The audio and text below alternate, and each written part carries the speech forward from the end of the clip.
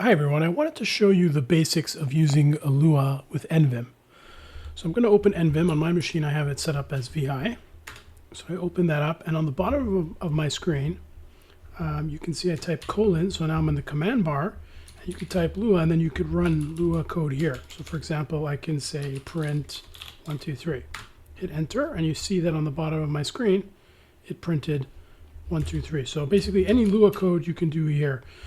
You can also hit tab, for example, like if you wanted to run, I don't know, like a Vim, Nvim something, you can hit command tab here and you'll see there's a bunch of functions you can call, and you can go look up the docs for each of these. But yeah, it's useful sometimes to hit tab. And now an alternative is also, instead of doing print like we did before, we call that command, I could also shorten this to just say Lua equals 123. And then it will print out that value. So if you wanted to test something, like, I don't know, what's 1 plus 1, you see I hit enter, it outputs the value. So that's just a shortcut. Now you could also load Lua files. So for example, imagine here, I'll open up, I'll call it example.lua. And maybe in here we'll print 123. So I can load that file by, the hard way would be to say Lua do file example.lua, like that. And that works. You see on the bottom it printed 123. A shorter way of doing that would just be to say Lua file. So like this, Lua file and the name of the file. Now sometimes it's useful, you don't want to type out the full name, you can use percentage instead. So percentage just means the current file. So Lua file percentage means I'm running example.lua, right? So Lua file percentage, same story. Now sometimes you're in a Vim file and you want to run Lua, so I'll open up here an example.vim file. If you wanted to run Lua from here, you could just use colon, Lua, and then whatever the command is. So in my case, we'll say print 123. Now if we were to run this, we could do source percentage, the current file, and you see it printed 123. Now sometimes you'll have like long scripts, it's not just one line, you don't want to do this you don't want to run this a million times. So you can start a larger script by saying Lua and then start a multi-line string and the file to end of, and maybe instead of end of file, end of string. And then in here you could run whatever you want. So you can have multiple lines of Lua in here, and then let's source that, and you see that it can run a multi-line. So that's sometimes pretty helpful. Now, a very common thing as well is that you want to set up a key map.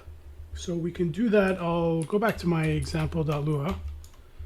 So imagine, I'll wipe this out. So imagine that I wanted to set up a key. I can say vim key map set. I can say what mode is it. So where do I want the key to work? Do I want it to work in insert mode and normal mode? Which of the Vim modes do I want? In my case, let's say insert mode. And I'll set up the key. So the key will be Shift Tab, which is written like this. And then here's where you would put the stuff that you want to happen. So if you want to put Lua here, you could put a function. And then in here you could put the code that should run. So for example, let's put in a date. So when you hit Shift Tab, it inserts the date. So we could call the Vim API. We'll put some text. So we'll use Nvim put. We want to put the OS date. So we're using curlies because it's an array of lines. So we're only really using one line that we're inserting. And then we will pass in, if you actually look up Nvim put, I'll show it to you here, the docs. So here's the docs for Nvim put. And you can see that the first is an array of lines, of strings. The second could be left empty. The third one is where to put the cursor. So we will set true to put the cursor after, and then follow to place the cursor at the end. So we'll just say empty and then true. Now let's try that out. I can load this file with Lua file percentage, and then now we'll type something, hello, and then we'll say Shift Tab, and you see it inserted the current date and time. Now I'll leave you with one last tip. It's sometimes useful to install Lua on your machine. So there's many ways you can do that. If you're on Linux, you can say like sudo apt install Lua, or you could do it with Homebrew, or you could even build from sources. But the main thing is that that'll allow you to run Lua from the CLI, And then you could test some things, whatever. If you want to have, test out your Lua knowledge, you don't have to necessarily do it inside Vim. You can do it inside the REPL, the Lua REPL as well. All right, so hopefully now you know how to use Lua in Nvim.